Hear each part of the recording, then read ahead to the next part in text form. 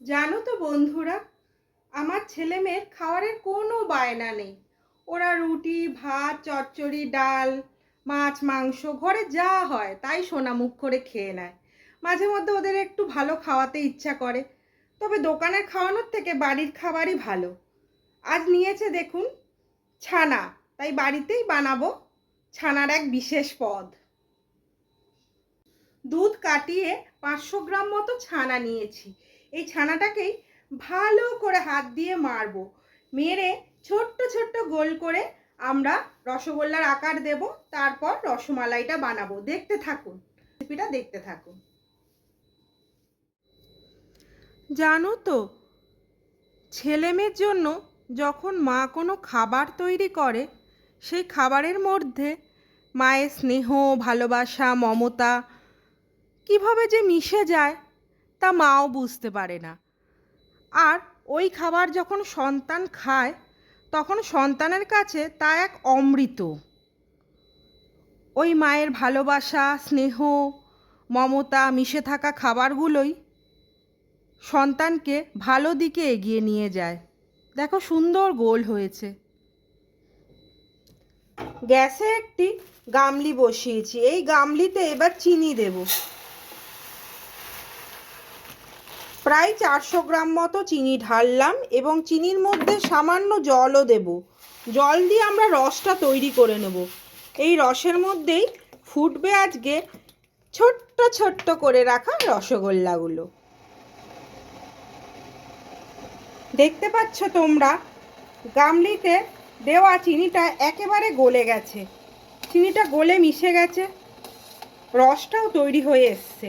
এবার একে একে এর মধ্যে আমরা ছোট্ট ছোট্ট রসগোল্লাগুলো দেব। ফুটবে এবং দেব, একসাথে ঢালবো না, একটা একটা করে ছাড়বো। দেখছো সবগুলো দেয়া হয়ে গেছে। এবার মিনিট 15-20 ফোটার পালা। টক বক করে ফুটে সুন্দর একটা আকৃতি নেবে, এগুলো বড় বড় হবে। 15-20 মিনিট ফোটাবো আমরা। দেখছো কি সুন্দর ফুটছে, আর একটা সুন্দর গন্ধ বেরোচ্ছে। খুব ভালো লাগছে জানো তো। রান্না তো একটা সৃষ্টি, আর নতুন কিছু সৃষ্টির মধ্যে তো আনন্দ থাকেই। এই ছানার মধ্যে আমি কিন্তু চালের গুঁড়ি বা অন্য কোনো রকম জিনিস মেশাইনি, পিওর ছানায় করছি। দেখছো ফুটে কত বড় সাইজের হয়ে গেছে। এবার গ্যাসটা নিভিয়ে ঢাকা দিয়ে সারা রাত রেখে দেব। রসে মজবে, কাল সকালে দুধের মধ্যে দিয়ে ফোটাবো। একটি বাটিতে 2 প্যাকেট রেড কাউ ঢেলে গ্যাসে ফোটাতে বসিয়েছি। এবার এই এভারেস্টের স্যাফরন মানে কেশরটা এর মধ্যে যোগ করব। হলুদ হলুদ হবে। কেশর দিলাম, ফুটন্ত দুধে কেশরটা দিলাম। দুধটা ফুটে গাঢ় হয়ে এসেছে। এবার 1 বাটি চিনি এর মধ্যে যোগ করব। চিনিটা দিয়ে ফুটিয়ে খানিকক্ষণ তুলে রাখা রসগোল্লাগুলো, যেটা গত রাতে করেছিলাম, সেটা ধীরে ধীরে মিশিয়ে দেব।